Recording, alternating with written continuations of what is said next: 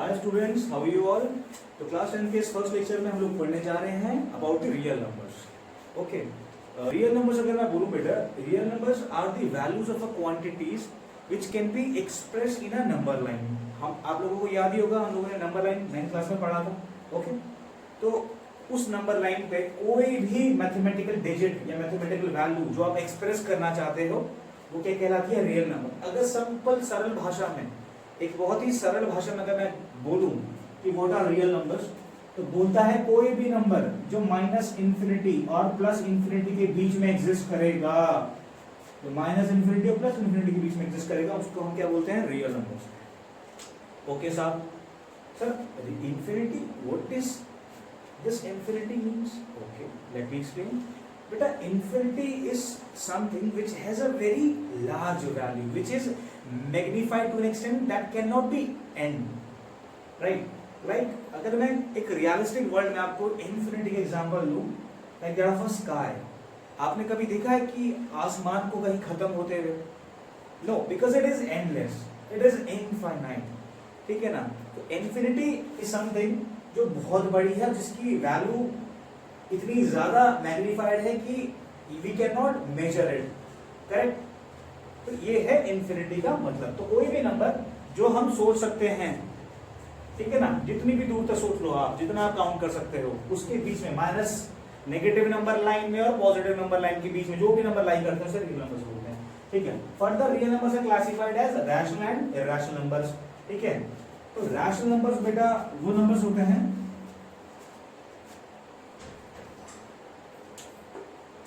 which can be expressed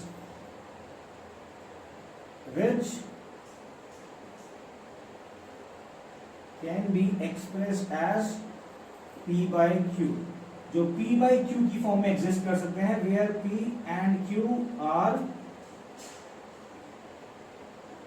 co-primes and q should not be equal to 0। Check करो, बोलता है कोई भी नंबर जो p by q की फॉर्म में हम एक्सप्रेस कर सकते हैं, जहां पे p और q क्या हो? को प्राइम नंबर हो और इंटीजर हो, और q should not be equal to 0, क्योंकि आपको पता ही है अगर डिनोमिनेटर में 0 आ गया, लेट इट बी p की जगह मैंने मान लिया कुछ भी, लेट्स सपोज 3, q मैंने अगर 0 मान लिया, बेटा यू नो इट, जब भी डिनोमिनेटर में 0 वैल्यू होती है, ठीक है, और न्यूमरेटर में कुछ भी हो कोई फर्क नहीं पड़ता, तो उसकी वैल्यू हमेशा क्या होती है बेटा? इनफाइनाइट। और अभी बताया infinity is something very large which can not be measurable. इसलिए हम क्या करते हैं? q को 0 नहीं रखेंगे, क्योंकि अगर q को 0 रखेंगे तो उसकी एग्जिस्टेंस ही खत्म हो जाएगी, ठीक है ना? तो it's of no use then. और कोप्राइम नंबर्स क्या होते हैं बेटा? कोप्राइम, दिस मैंने यहां पे एक चीज लिखी है, कोप्राइम। कोप्राइम नंबर्स बेटा वो नंबर्स होते हैं, two numbers are said to be coprime which do not have common factors other than the one, that means p और q कोप्राइम तभी कहलाएंगे जब p और q का कोई भी फैक्टर कॉमन ना हो, 1 को छोड़ के। एग्जांपल के तौर पे 2 by 3, is this a co-prime? Yes. Is this a rational number? Yes. p by q की फॉर्म में एक्सप्रेस कर रहा है, p और q इंटीजर्स हैं, q 0 नहीं है, और कोप्राइम है p और q। कैसे? 2 और 3 का कोई कॉमन फैक्टर है? नहीं है। 2 और 3 का एक ही कॉमन फैक्टर है, वो क्या है? 1 है, इसलिए क्या है? कोप्राइम, ठीक है ना? सिमिलरली इरैशनल नंबर वो होते हैं which cannot be expressed as p by q। आपको पता ही चल गया आपको, number which cannot be expressed as p by q, irrational ना, रैशनल का ऑपोजिट जो p by q की फॉर्म में एक्सप्रेस नहीं कर सकते हैं। बाकी डिटेल में रैशनल नंबर के बारे में बात अभी नेक्स्ट लेक्चर में करेंगे, क्योंकि इसके इस टॉपिक में काफी चीजें हैं जो इन्वॉल्व हैं, जो क्वेश्चंस हम लोग करेंगे फिर। ओके बेटा, रियल नंबर को लेट सपोज r से डिनोट करते हैं, रैशनल नंबर को p से डिनोट करते हैं, रैशनल नंबर को q से डिनोट करते हैं। फर्दर जो रैशनल नंबर होता है बेटा, ये फर्दर क्लासिफाई होता है इंटीजर्स और फ्रैक्शंस में। इंटीजर्स आपको पता ही है, कोई भी नंबर जिसकी एक फिक्स वैल्यू होती है और नंबर लाइन में रिप्रेजेंट करते हैं उसे इंटीजर कहते हैं, करेक्ट? तो अगर मैं इंटीजर को डिनोट करूं जैसे नंबर लाइन में, ये नंबर लाइन है, तो 0 1 2 3 -1 -2 -3 टिल n until -n। ये क्या है? हमारी नंबर लाइन जो हमने पढ़ी थी 9th क्लास में, 0 1 2 3 टिल इंफिनिटी। इस n को इंफिनिटी बोल सकते हो आप, है ना? प्लस इन्फिनिटी, कहाँ तक लाई कर रहा है, प्लस इन्फिनिटी। ये कहाँ लाई कर रहा है बेटा, माइनस इन्फिनिटी तक। तो कोई भी नंबर की फिक्स वैल्यू होती है तो इंटीजर को हम z से डिनोट करते हैं, करेक्ट। और ये सब हो गए इंटीजर्स के example, 0 1 2 3 infinity, -1 -2। Fractions rational number की तरह है, कोई भी चीज जो न्यूमरेटर और डिनोमिनेटर की फॉर्म में एक्सप्रेस कर सकता हूं इसको, ठीक है ना। एग्जांपल के तौर पे 3/4 5 -6 1/2 एक्सेट्रा, ये सब क्या है, एग्जांपल्स हैं फ्रैक्शंस के। अच्छा 5 और -6 फ्रैक्शन क्यों है, क्योंकि डिनोमिनेटर में बेटा मैं इसको नीचे 1 लिख सकता हूँ, -6 के डिनोमिनेटर नीचे 1 लिख सकता हूँ, तो इसलिए ये दोनों भी 5 और -6 भी क्या हुआ, एक फ्रैक्शन ही है, करेक्ट। बेटा इंटीजर को फिर हम फर्दर क्लासिफाई करते हैं नेगेटिव इंटीजर और होल नंबर्स में, ठीक है ना। Whole numbers is something which start with 0 and goes as, और इसको हम z प्लस से डिनोट करते हैं, z प्लस से, and goes as 0 1 2 3 till infinity, 0 1 2 3 till infinity. ये हो गया हमारे होल नंबर्स।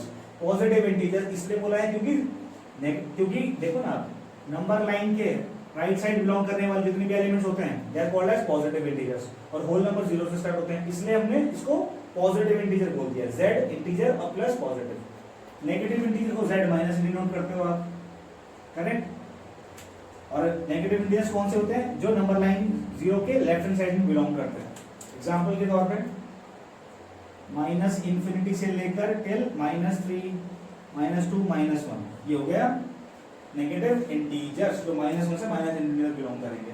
अब होल नंबर्स बेटा फर्दर क्लासिफाई करता है किसमें, 0 में और नेचुरल नंबर में। चेक करो, नेचुरल नंबर हम पढ़ते थे, जो काउंटिंग नंबर्स होते हैं 1 से लेकर इन्फिनिटी तक होते हैं नेचुरल नंबर्स, करेक्ट है। बस तो नेचुरल नंबर्स को आप डिनोट कर सकते हो 1 से लेकर 2 3 टिल इन्फिनिटी, n से डिनोट कर लो इसे, ठीक है। तो ये हो गया नेचुरल। 0 बेटा, हाँ याद रखना, जो 0 होता है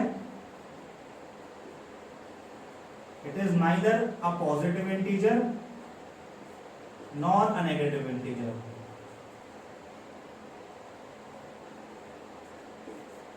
जीरो ना ही पॉजिटिव इंटीजर होता है और ना ही नेगेटिव इंटीजर होता है, 0 इज 0, करेक्ट। 0 इज 0, ना पॉजिटिव ना ही नेगेटिव। तो this is all about the classification of real numbers. इसके बाद हम लोग पढ़ेंगे यूक्लिड्स डिवीजन लेमा। तो pause the video to note it down.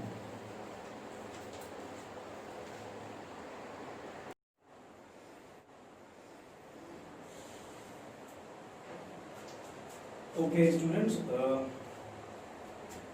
तो हमने पढ़ा अभी तक कि रियल नंबर्स क्या होते हैं, किस तरीके से रियल नंबर्स क्लासिफाई किए जाते हैं, ठीक है ना। इसके बाद हम लोग पढ़ रहे हैं introduction to exercise 1.1 of chapter real numbers of 10th class, ठीक है। अब इसके बाद सबसे पहले हम लोग पढ़ेंगे यूक्लिड्स डिवीजन लेमा, बिकॉज कुछ क्वेश्चंस हैं जो इन्वॉल्व हैं एक्सरसाइज 1.1 में, तो हम पढ़ते हैं यूक्लिड्स डिवीजन लेमा के बारे में।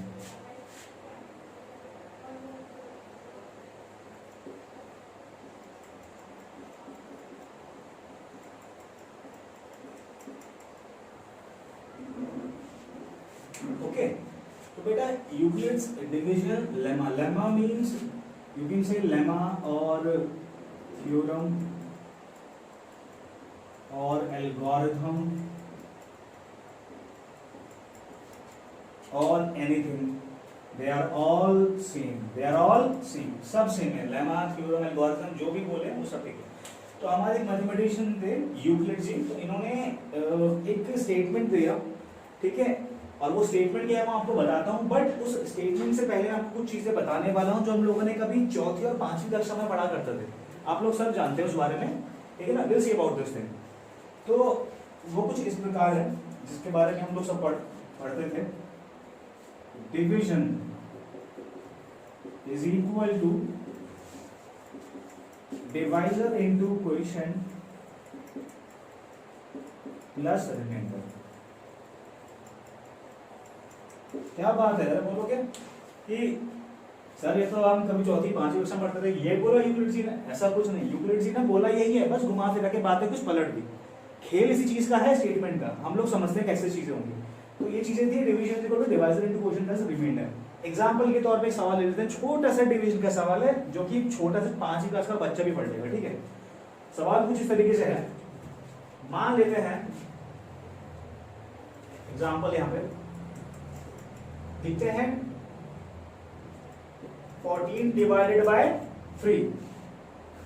14 को जब आप डिवाइड करोगे 3 से, सवाल कुछ इस प्रकार आएगा, सवाल कुछ इस प्रकार आएगा 3 4 12 होता है नहीं होता है? बिल्कुल होता है। बोलेंगे सर इसमें क्या है, यूक्लिड जी नहीं बोला तो हम बता देंगे, ऐसा नहीं है। आप सुनिए ध्यान से, 3 4 12, डिवीजन क्या है 14, डिवाइजर क्या है 3, क्वोशिएंट क्या है 4, बोले तो रिमाइंडर क्या बचा 2 नहीं बचा। तो आप सुनो मेरी बात ध्यान से, डिवीजन डिवीजन होता है आपका कितना है डिवीजन,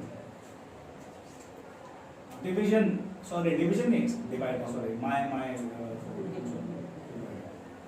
तो डिवाइडर तो बेटा हो गया 14, तो डिवाइजर क्या हो गया, डिवाइजर हो गया बेटा, डिवाइजर हो गया आपका 3, क्वोशिएंट हो गया 4 और रिमाइंडर हो गया 2।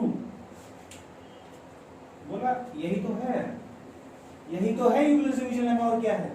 आप सुनिए ध्यान से, जहां पे ध्यान से सुनिएगा, जहां पे रिमाइंडर है, जो रिमाइंडर है बचा क्या हमारा रिमाइंडर 2, बोलते क्यों नहीं, रिमाइंडर क्या है 2।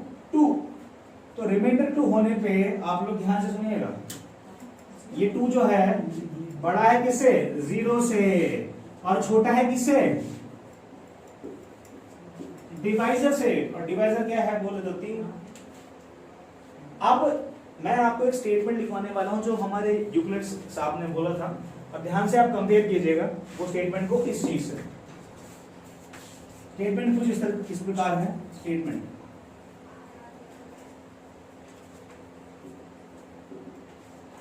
ओके, स्टेटमेंट कुछ इस प्रकार है,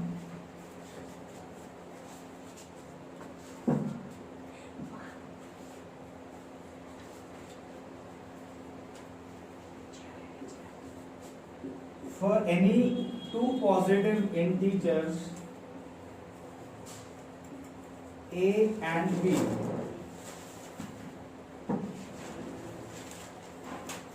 there exist some unique integers q and r satisfying the relation, satisfy the relation a is equal to b into q plus r,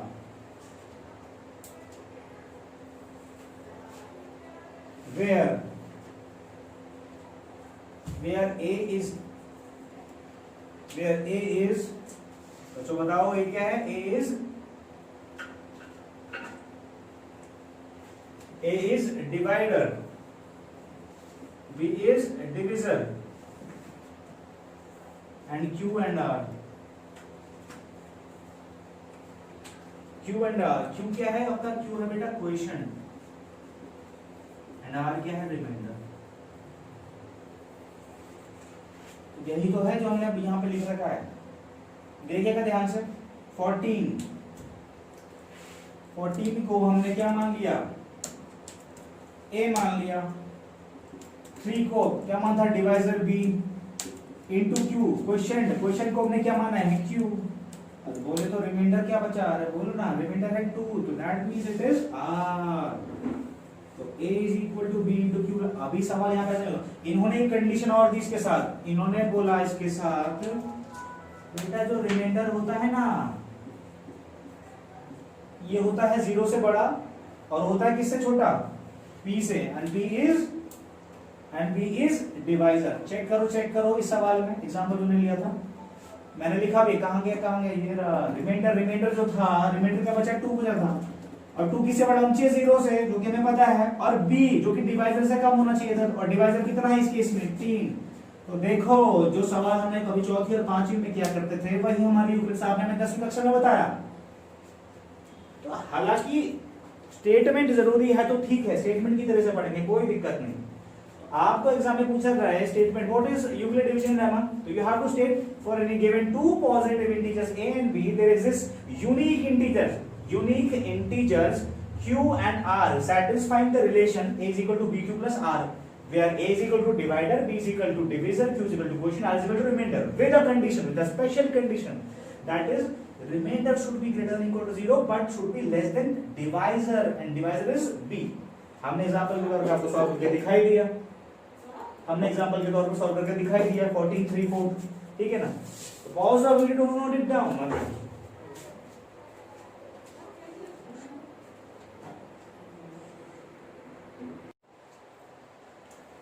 तो स्टूडेंट्स, हमने अभी तक यूक्लिड्स डिवीजन लेमा में पढ़ा कि if there are two positive integers a and b, then there must exist unique integers q and r such that a is equal to b into q plus r, जो भी हमने आपको दिखाया कि हम 4th and 5th क्लास में भी पढ़ते थे, वो सिंपल सा rule which is called dividend is equal to divisor into quotient plus remainder।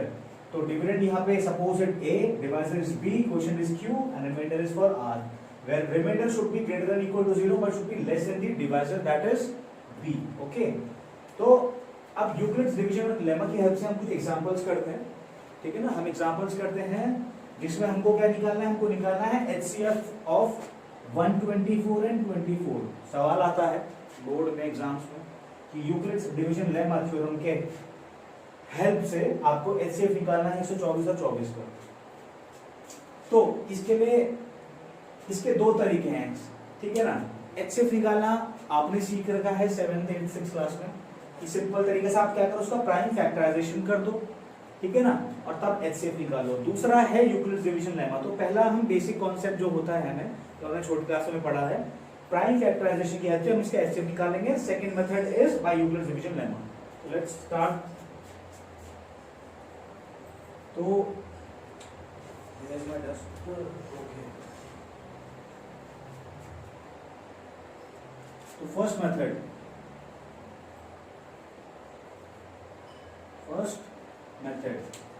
इसे सॉल्व करने का, that is by prime factorisation,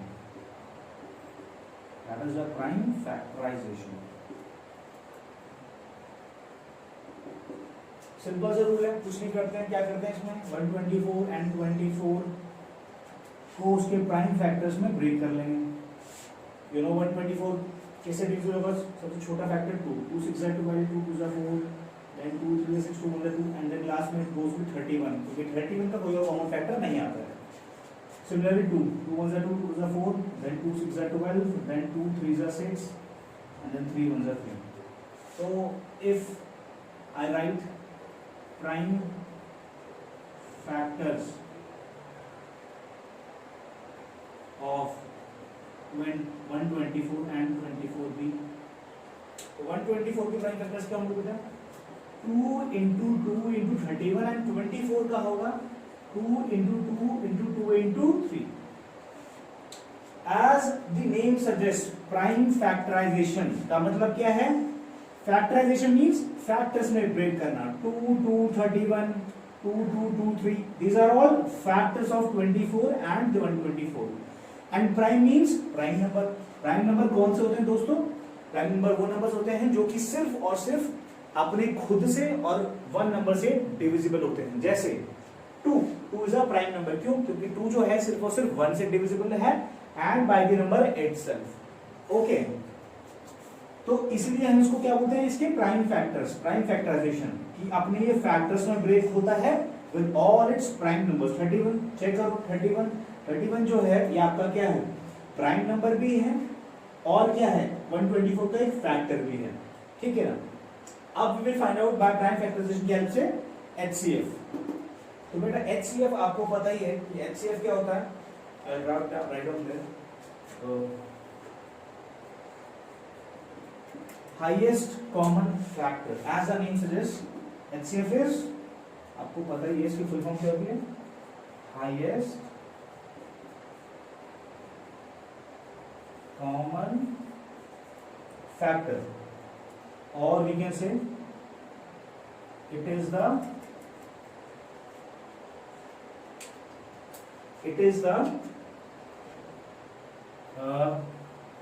least power of the products of common factors.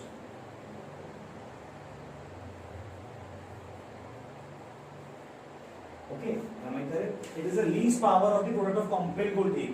That means जो भी common factors हैं इन दोनों number में, ठीक है ना, उसकी लीस्ट पावर का जो प्रोडक्ट होगा वही क्या कहलाएगा? HCF. Let me check, let's just check it out.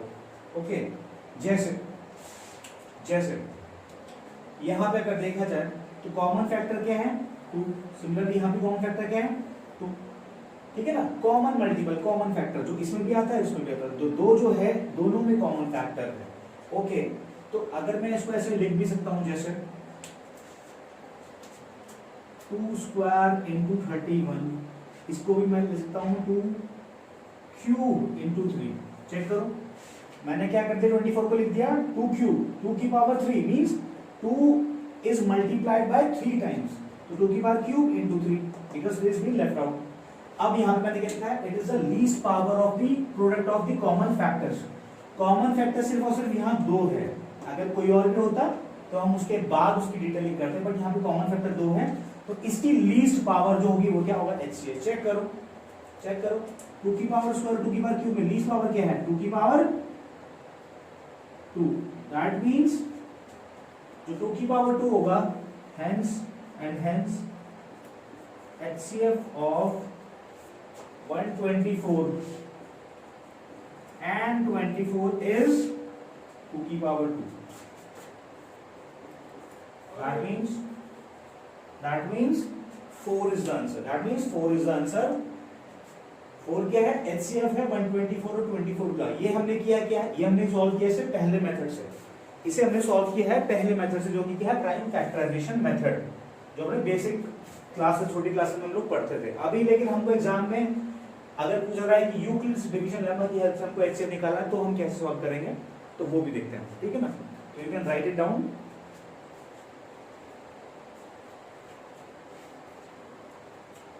Okay, तो ये फर्स्ट मेथड है. Let me run it. इसे अब हम सॉल्व करेंगे बाय द सेकंड मेथड.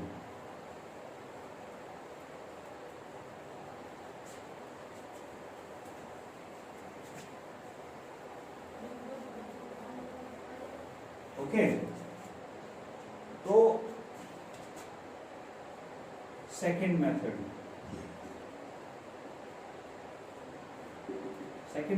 जो हम यूज करेंगे वो कैसे है? By Euclid's division lemma.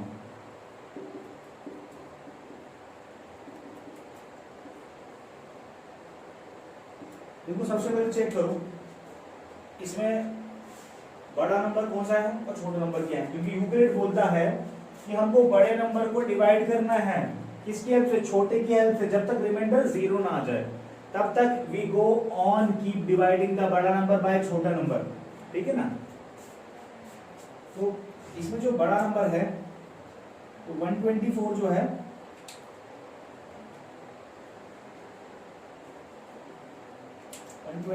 है, ये बड़ा नंबर, 24 जो है वो छोटा नंबर है. तो यहाँ पर कुछ डिवाइड करें इस तरीके से. चलो चेक करते हैं. 124 जो बड़ा नंबर होता है उसको हम एज डिविडेंड काउंट करते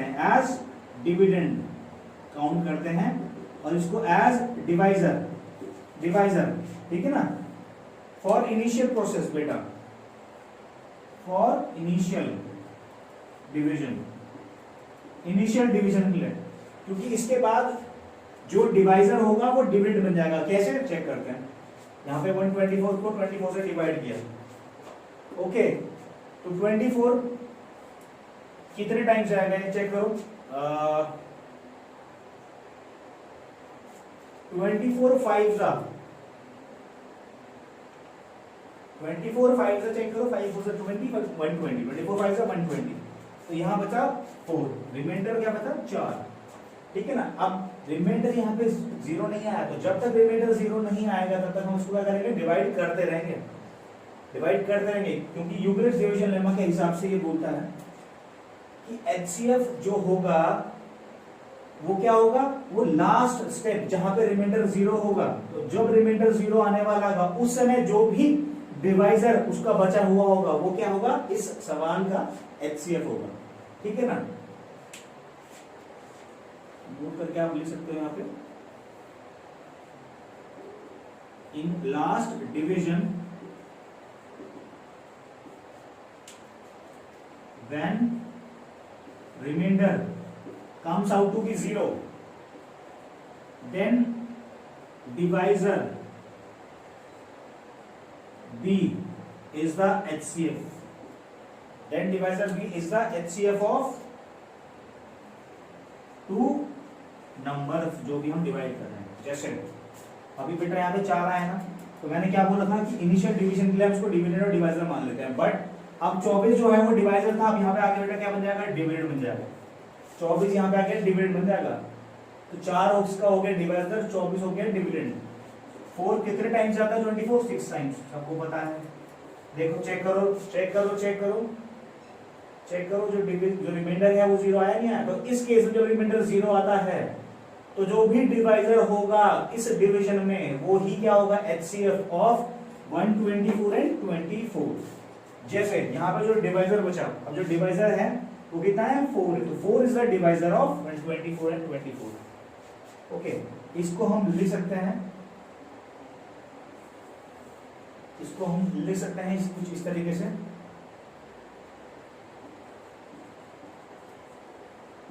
bye Euclid's division lemma. Starting में हमने क्या लिखा, स्टार्टिंग में देखो आपको a = bq + r की फॉर्म में लिखना है। तो पहला स्टेप ये था, तो पहले स्टेप में a डिविडेंड क्या था बेटा, 124 था। ठीक है ना, तो फर्स्ट स्टेप a डिविडेंड था, तो b डिवाइजर क्या था बेटा 24, क्वोशिएंट क्या था 5, रिमाइंडर 4। तो इसको लिख लो इस फॉर्म में, यूक्लिड्स डिवीजन लेमा की फॉर्म में, 125 = 24 × 5 + 4, ये पहला स्टेप। इसके बाद और ये तब तक चलेगा हमको इस स्टेप में इस फॉर्म में, मतलब हमको तब तक लिखना है जब तक रिमाइंडर हमारा 0 नहीं आता है। अब इसके बाद जो नेक्स्ट स्टेप था बेटा 24, अब 24 के बन जाएगा डिविडेंड, तो यहाँ पे 24 लिख दो। तो 24 = डिविडेंड एक जो हो गया इसमें 24 हो गया। अब भी डिवाइजर इस समय क्या है, 4 है, तो 4 इंटू क्वोशिएंट क्या बचा 6 प्लस रिमाइंडर इज 0, तो रिमाइंडर 0 आ गया। तो we will end dividing the two numbers 24 and 124 जब तक रिमाइंडर 0 आ गया। ठीक है ना, तो अब मैंने कहा इस केस में नोट करके लिखा है, मैंने यहाँ पे लिखा भी है नोट करके, in last division when remainder जब 0 आता है कम्स टू दैट डिवाइजर, जो डिवाइजर होगा b, it is the HCF of two number. तो यहाँ पे जो डिवाइजर है वो क्या है 4, therefore HCF ऑफ 24 एंड 124 जो है वो क्या आएगा बेटा, वो आएगा आपका 4, क्या आएगा आपका 4। चेक करो, अभी हमने चेक किया था प्राइम फैक्टराइजेशन से, हमने जब निकाला था इन दोनों का डिवाइजर तब भी वो भी क्या था, वो भी 4 था, और अभी भी क्या आया 4, hence it is the answer, hence it is the answer। आपको एग्जाम में इस फॉर्म में भी लिखना है, डिवाइड करके तो दिखाना है, और इस फॉर्म में भी लिखना है इस तरीके से, a = bq + r की फॉर्म में, क्योंकि तभी तो वो समझेगा ना कि यूक्लिड्स डिवीजन लेमा हम क्यों पढ़ रहे हैं, उसकी फॉर्म में भी हमको लिखना बहुत जरूरी है। ठीक है ना, right it down.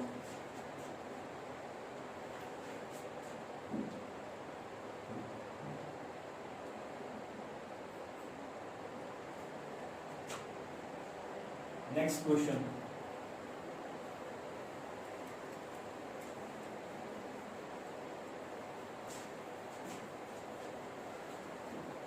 Next question is,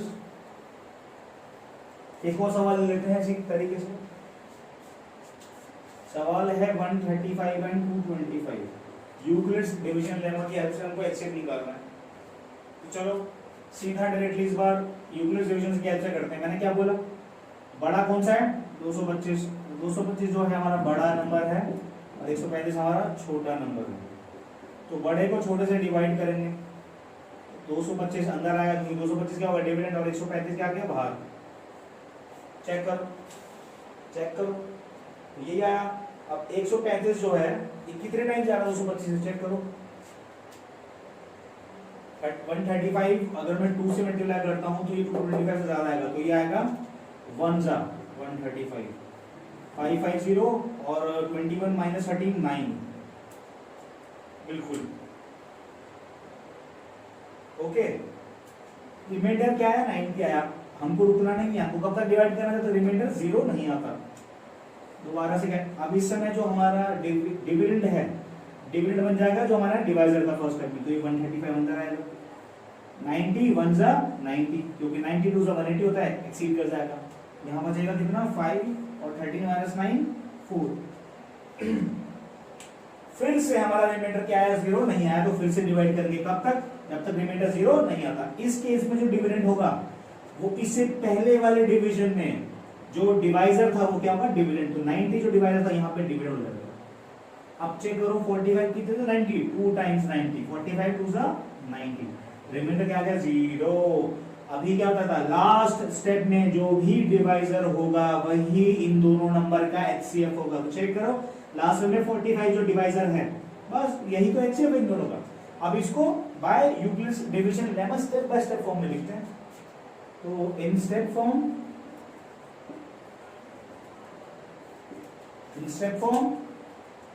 of Euclid's division lemma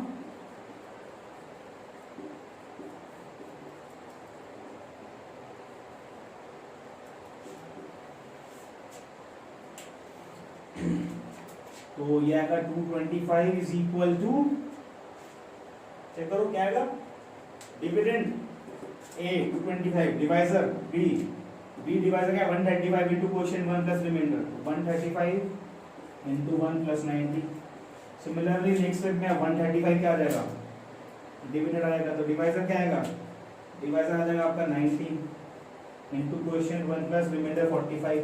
next step में डिविडेंड क्या आएगा 90, तो डिवाइजर क्या आएगा, डिवाइजर आएगा आपका 45 into 2 plus remainder 0, and hence we can say but ये हेंस है सॉरी हेंस। अच्छा अगर मैं एक चीज लिखता हूं तो आप ध्यान से देखिएगा जो मैं चीज लिखने वाला हूं, क्या मैं इसे नहीं लिख सकता हूं इस तरीके से HCF of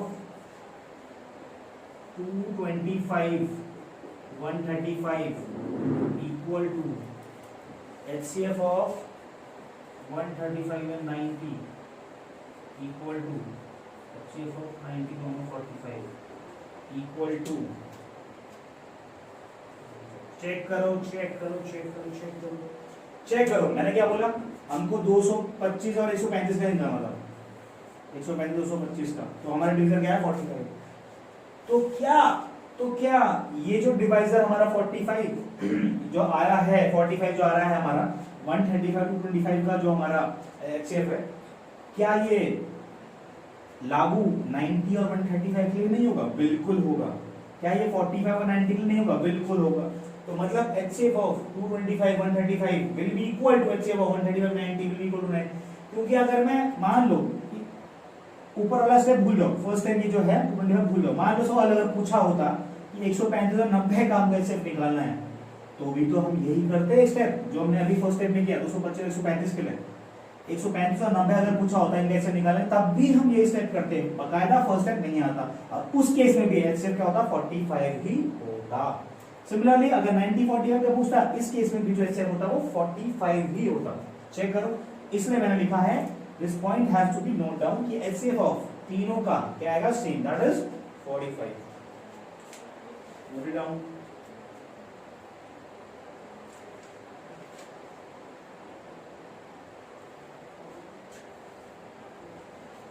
ओके नेक्स्ट, ये कुछ यूक्लिड्स डिवीजन लेमा के सवाल थे।